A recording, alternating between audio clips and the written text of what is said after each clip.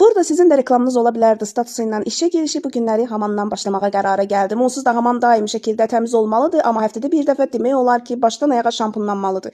Amma dünəndən gecədən səhərəcən yuxu nədir bilməmişəm. Gözümə bitki yuxu getməyib. Niyə? Çünki bacılarımız dünənki postda çox narahat olub. Sizi belə tanımazdım. Bəziləri isə tamamilə sırf hamamda xaldeynikin içini yuduğuma görə daha doğrusu, mən elə bilirdim ki, kainatda bir mən yuram. Nə yaxşı ki, dünən bir-iki bacımız yazanda ürəyim toxtaqlığa gəldi. Dedim, mən şükür Allaha, salamatçılıqdır. Amma bir şey etiraf edim. Nəinki mən xaldeynikin içərisində, evdə nə varsa elə hamısını hamamın içərisində yuram. Vallahi mən sizə deyə bilmərəm, amma həqiqətən sizin bekar olduğunuzdan və yaxud da ki, ən əsası da insanların yaxşı işinə dəyər verməyib, ancaq nöqsan axtarmaq üstündə mütəxəssis olduğunuzda mən and verə bilərəm, amma sübut eləyə bilmərəm. Sizləri çox gözəl tanıyıram, çünki sizin kimi insanlar mənim ətrafımda, inanın ancaq salam verənlər var ki, sırf nöqsanlarımı gəlib özümə demək üçün. Amma yaxşı işimi də bir dəfə üzümə tərifləməyib, ancaq və ancaq baxıb keçib, yalnız və yalnız ən pisi bilirsiniz nədir? Həyatda bir işi də nə axıra çatdırıb, nə də ümumiyyətlə həyatda bir bacarığı olmayan insanların statusudur kiməsə gəlib nöqsan tutmaq. Mənim bir xasiyyət və xislətim var. Əsla və əsla işin necə görüldüyünü deyil də,